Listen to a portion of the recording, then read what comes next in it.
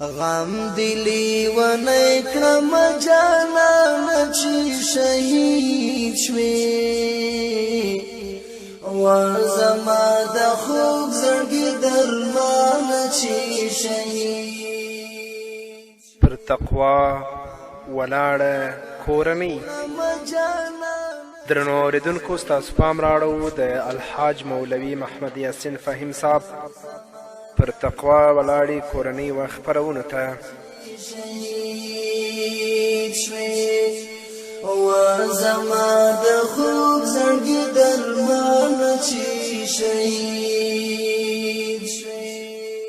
بسم الله الرحمن الرحيم. الحمد لله رب العالمين حمد الشاكرين، الصلاة والسلام على سيد الأنبياء والمرسلين سيدنا ونبينا وشفيعنا ومولانا محمد وعلى آله وأصحابه الطيبين الطاهرين. قدرمن اوریدونکو د ژوند د لارې د خپرونې مینوالو، السلام علیکم ورحمة الله وبرکاته. ستاسو روغتیا او خوشحالي د پاک رب نه غواړم، په دې هیله چې د صحت او عافیت جامې پر تن ولرئ او خوشحالي مو په برخه وي. دا دی زه محمد یاسین فهیم د ژوند د لارې د خپرونې په وړاندې کولو کې ستاسو په خدمت کې یم. زموږ د نن ورځې د خپرونې موضوع بیا هم پر تقوا ولاړه کورنۍ. قدرمنو اوریدونکو، بیا راګرځو مانځه ته. محمد رسول الله صلی الله علیه وسلم لوټل شوی او په تیاره کې ډوب امت رڼا ته راوبله. بېوزله اولس یې د یو ستر لارښود، مشر او ښوونکي په امتیازونو ورواړوه. درودونه او سلامونه دی وي په محمد رسول الله صلی الله علیه وسلم. الله رب العزت محمد رسول الله صلی الله علیه وسلم ته امر وکړه تر هغه له خلکو سره وجنګېږه چې الله ته یې د تعظیم سر ټیټ کړی نه وي. همدغه لمونځ دی چې انسان په دین کې ورشاملوي. هر کله چې انسان په لمانځه کې سستوالی وکړي، یا لمونځ پرېږدي، یا لمونځ ورته نااشنا وي، یا د الله کور ونه پیژني، او یا هم الله تعالی ته سجده ونه کړي او د تعظیم سر ورټیټ نه کړي، هغه نه کوم تقدس لري، نه کوم حرمت، نه کوم مقام او نه هم کوم ارزښت. انسان چې هر کله هم خپل لمونځ پرېږدي، یو بې ارزښته موجود شي، کرامت یې سپک شي او د غاړې پرې کولو خبرداری هغه ته ورکول کیږي. رسول الله صلی الله علیه وسلم څه وایي؟ امرتو أن أقاتل الناس حتى يشهدوا أن لا إله إلا الله وأن محمد رسول الله ويقيموا الصلاة ويؤتوا الزكاة فإذا فعلوا ذلك عصموا مني دماءهم وأموالهم إلا بحق الإسلام وحسابهم على الله. ښایي همدغه علت وي چې الله پاک خپل پیغمبر صلی الله علیه وسلم ته وایي توره واخله او له هغو انسانانو سره وجنګېږه چې لمونځ نه کوي، او دغه جنګ تر هغه روان وساته چې پر لمانځه یې اعتراف نه وي کړی. الله رب العزت په خپل کتاب کې د تیرو نسلونو د یو نسل یادونه کړې چې لمونځ ته یې شا کړې وه. الله رب العزت په سورة مریم کې 9:50 آیت کې فرمایي فخلف من بعدهم خلف اضاعوا الصلاة واتبعوا الشهوات فسوف یلقون غیا. بیا له هغه وروسته هغه ناکاره خلکو د هغوی ځای ونیوه چې لمونځ یې ضایع که او د نفس د غوښتنو پیروي یې وکړه، نو نږدې ده چې هغوی د ګمراهي له عاقبت سره مخامخ شي.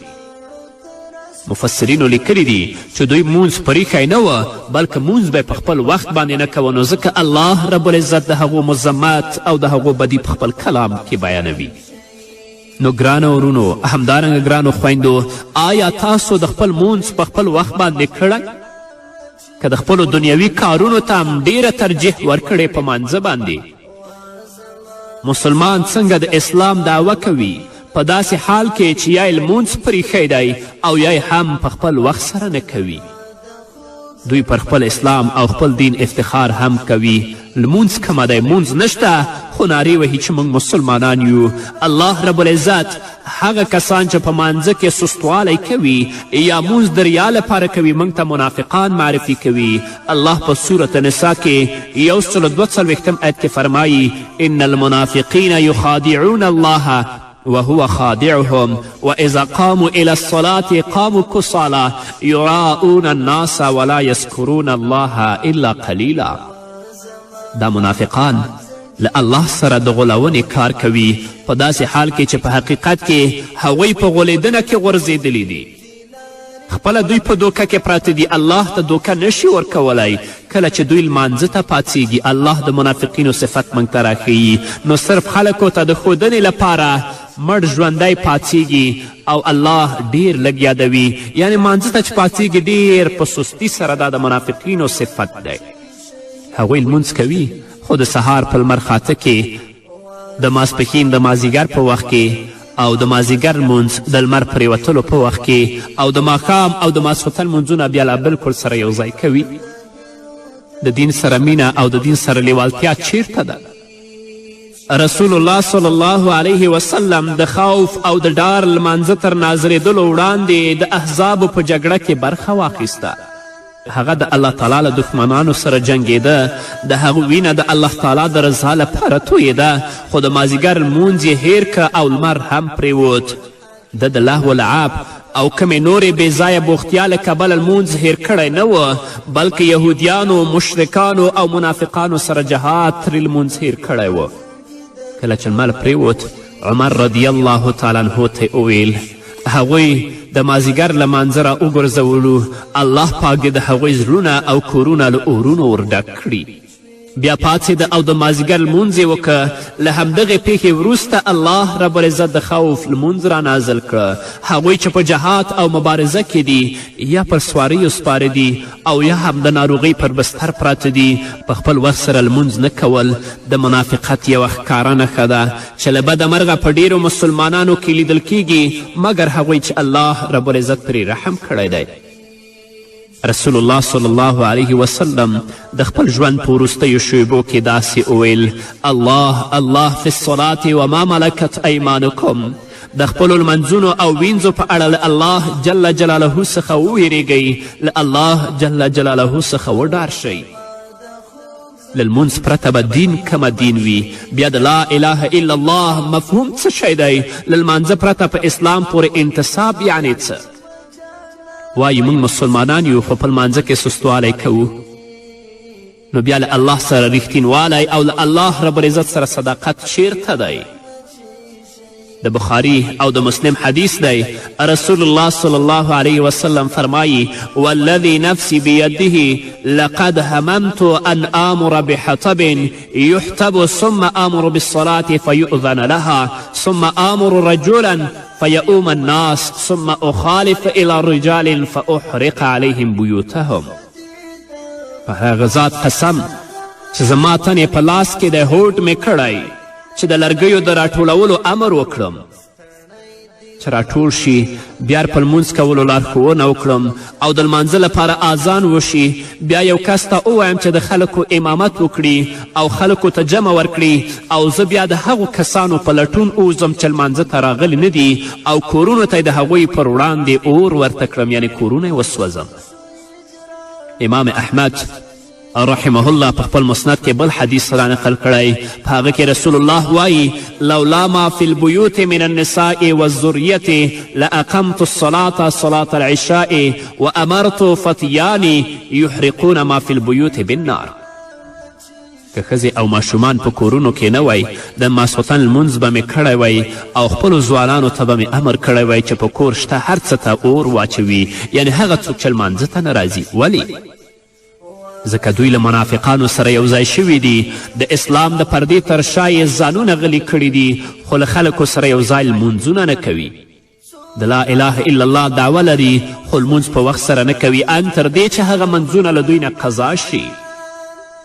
د محمد رسول الله صلی الله علیه وسلم نه د نیکو اعمالو په تړاو پوښتنه کیږي. رسول الله ورته وایي: الصلاة فی اول وقتها، لمونځ پر خپل اول وقت کې. رسول الله صلی الله علیه وسلم فرمایي تهدیدا: العهد الذي بیننا وبینهم الصلاة فمن ترکها فقد کفر. زمونږ او د کافرانو ترمنځ شته ژمنه لمونځ دی، هر چا چې لمونځ پرېښود هغه کافر دی. تهدیدا رسول الله دا خبره کوي.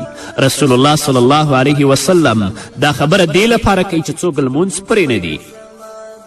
په بل ځای کې رسول الله صلی الله علیه وسلم فرمایي ان بین الرجل و بین الشرک والکفر ترک الصلاة د نارینهو او شرک او کفر ترمنځ توپیر لمونځ دی.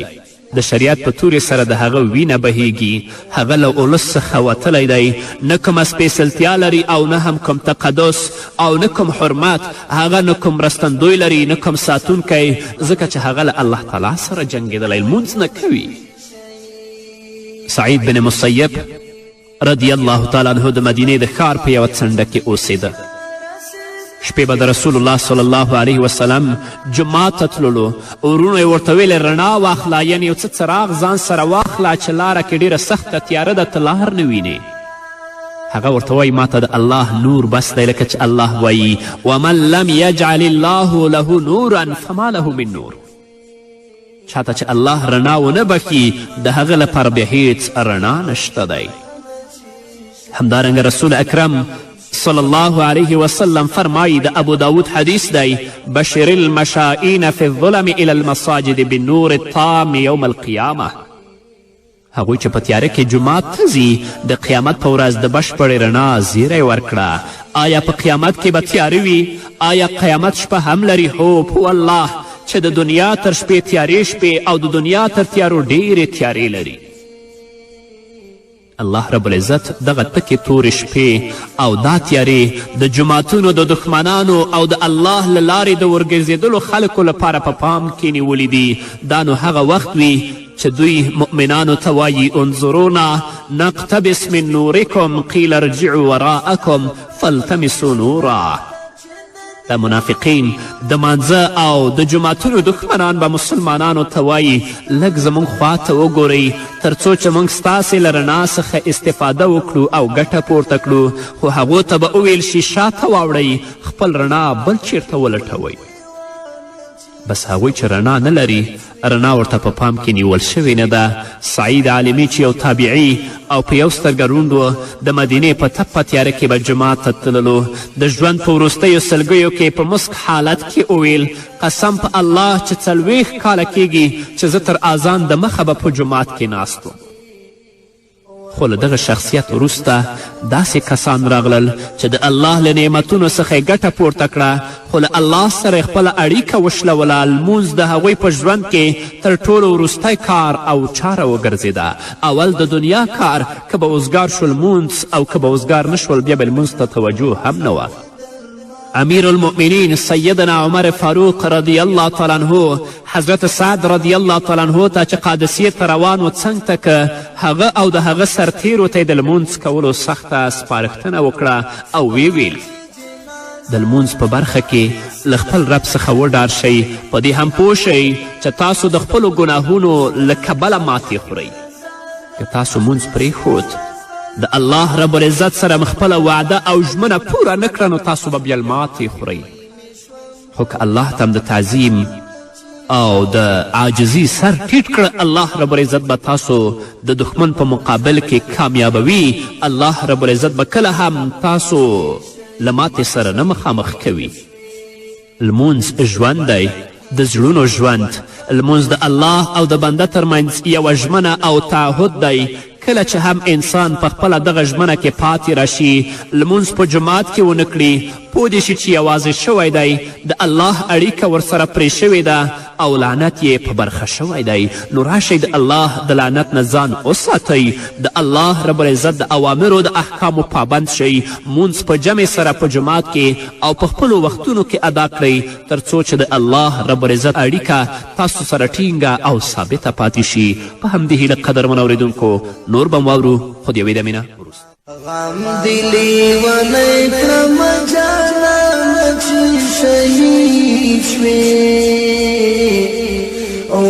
زما د خوږ زړګي درمانه چې شهید شوې.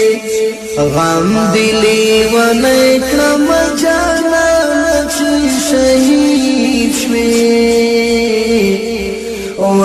زما د خوږ زړګي درمانه چې شهید شوې، زما د خوږ زړګي. قدرمنو اوریدونکو بیا هم زموږ سلامونه او نیکې هیلې ومنئ.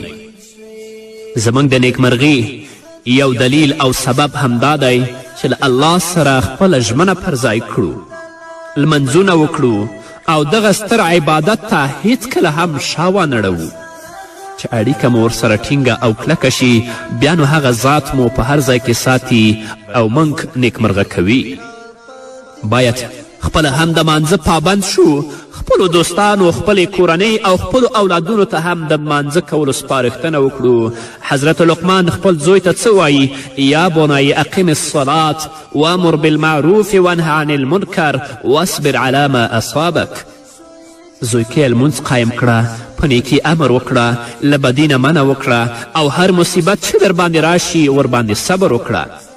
خو آیا کوم لمونځ کوونکی شته؟ آیا څوک شته چې خپل مونځ پر خپل وخت وکړي؟ آیا څوک شته چې پر دغه ستر قانون چې رسول الله صلی الله علیه وسلم راوړی دوامداره او ثابت قدمه پاتې شي؟ عمر رضی الله تعالی عنه د سهار په لمانځه په خنجر وویشتل شو چې له کبله یو رکعت پاتې شو، وینې پرې راماتې شوې او خلکو هغه په خپلو اوږو پورته که. هغه چې کله خپل کور ته ورسېده پوښتنه یې وکړه آیا ما لمونځ وکړه؟ هغوی ورته ویلې یو رکعت دې پاتې دی. هغه لمانځه ته پاڅېد خو بېهوشه پرېوت، بیا پاڅېد بیا هم پرېوت، خو بالاخره یې خپل مونځ پوره که او بیا یې وویل له هغه ذات څخه ډیره مننه چې له ما سره یې په لمونځ کولو کې مرسته وکړه. د مونځ په برخه کې له الله څخه وډار شئ. هغوی چې لمونځ نه کوي په اسلام کې هغوی په پوره توګه داخل نه دي. هغوی چې لمنځونه کوي الله یې ساتنه او حفاظت کوي، خو هغوی چې منځونه نه کوي او لمونځ ته ارزښت نه ورکوي الله پاک هم خیال نه ساتي او ساتنه نه کوي. الله فرمایي ان الصلاة تنهى عن الفحشاء والمنکر ولذکر الله اکبر والله یعلم ما تصنعون. قدرمنو اوریدونکو، زه ځکه دا خبرې کوم او دا وایم هسې نه چې پر وچه یا په اوبو کې د ګرځېدو راګرځېدو او سیاحت له کبله له انسانانو خپل منځونه پاتې شي، هسې نه د خپلو زړونو آرام او سکون له منځه یوسي په عبثو کارونو او په تفریګاو کې اصلي کار پرېږدي چې لمونځ دی. نو ای د الله ګرځندویه او ناګرځندویه بندګانو د لمونځ په برخه کې له الله څخه وډار شئ، په عاجزي سره خپل منځونه پر خپلو وختونو وکړئ، ښایي الله رب العزت موږ باندې ورحمیږي. د جمعې د ورځې په اړه باید ووایم. د جمعې ورځ د مسلمانانو لپاره بهترینه او غوره ورځ ده.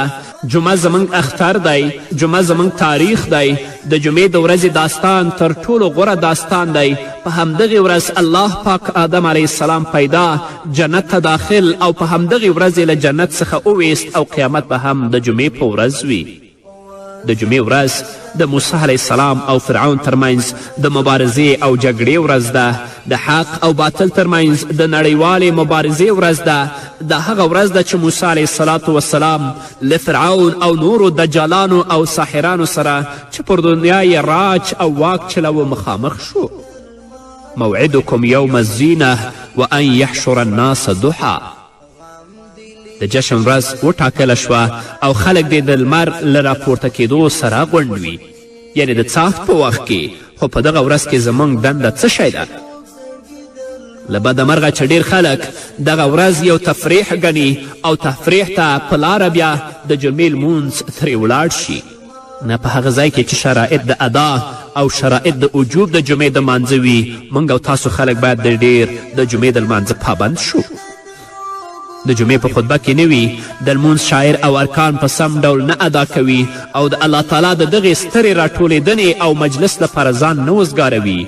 د جمعې له سهاره ملائکې د جماعت په دروازه ولاړې وي او جماعت ته د راتلونکو خلکو نومونه لیکي او حاضروي یې.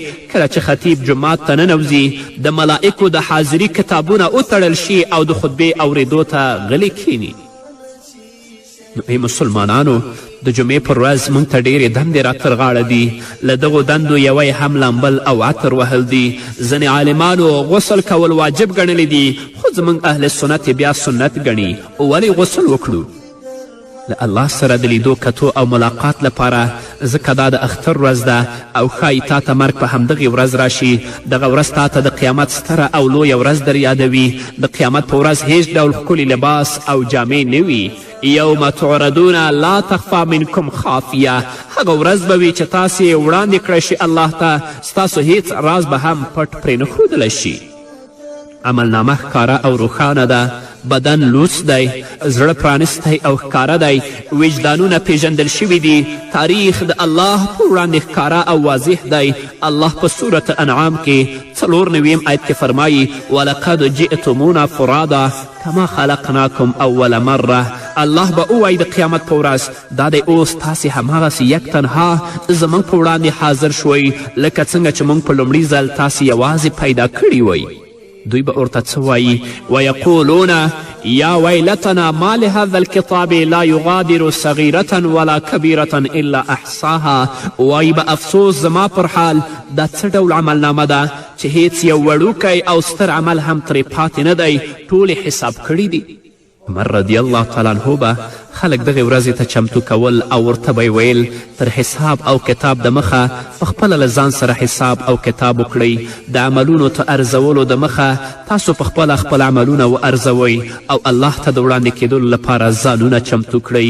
نو ای مسلمانانو، د قیامت د ورځې یو بل ژوندی احساس د قرآن ډیر تلاوت کول دي. د جمعې د لمانځه په لومړي او دویم ساعت کې باید څه وشي؟ هغه خلک چې په لومړي صف کې وي چیرته دي؟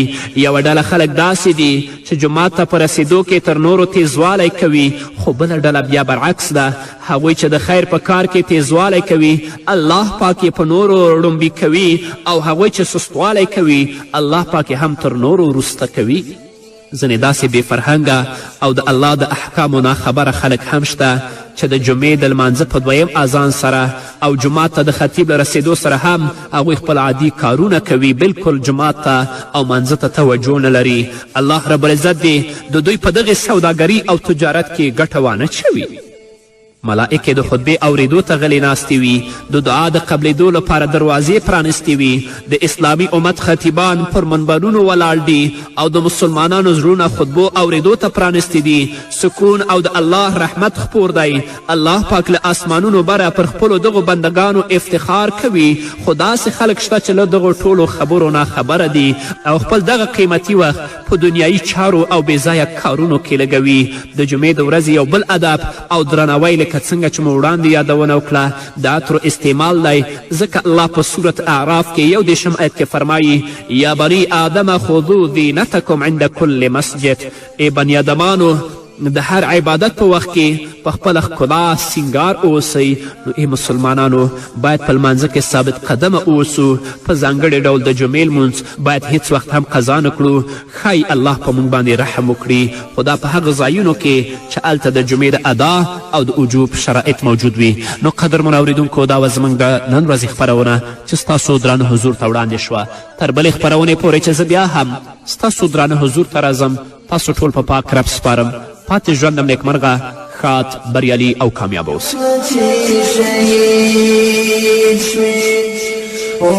زما د خوب زړګي درمانه چې شهید شوې، څوک او څوک غمجن اوسه هېڅ نه پرې پوهېدمه، څوک او څوک غمجن اوسه هېڅ نه پرې پوهېدمه، وروسته شوم خبر وم ناګهانه چې شهید شوې،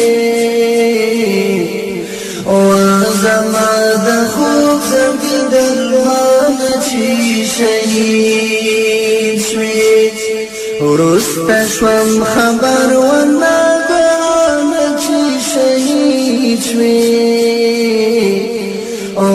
زما د خوب زړګي درمانه چې شهید شوې، غم دلی ونی کړم جانانه چې شهید شوې، زما د خوب زړګي درمانه چې شهید شوې، زما د خوب زړګي درمانه چې شهید شوې ځمکې ته دې وینا رسېدلې یاره نوار ځمکې ته دې وینا رسېدلې یاره نوار لاړو روح دې لاړو تر اسمانه چې شهید شوې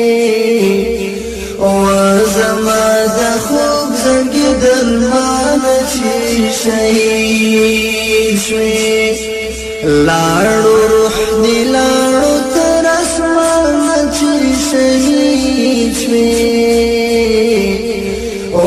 زما د خوب زنګي درمانه چې شهید شوې غم دلی ونی کرم جانا شهید شوې زما د خوب زړګي درمانه چې شهید شوې زما د خوب زړګي درمانه چې شهید شوې ستا پاتې یاد درته چې د وګورنو وژاړم ستا پاتې یاد درته چې د وګورنو وژاړم اوښکې مې دي لارې تر ګریوانه چې شهید شوې زما د خوب زنګي درمانه چې شهید شوې اوښکې مې دي لارې تر ګریوانه چې شهید شوې زما د خوب زنګي درمانه چې شهید شوې غم دلی ونی کړم جانانه چې شهید شوې زما د خوب زنګي درمانه چې شهید شوې زما د هیلو ترجمانه چې شهید شوې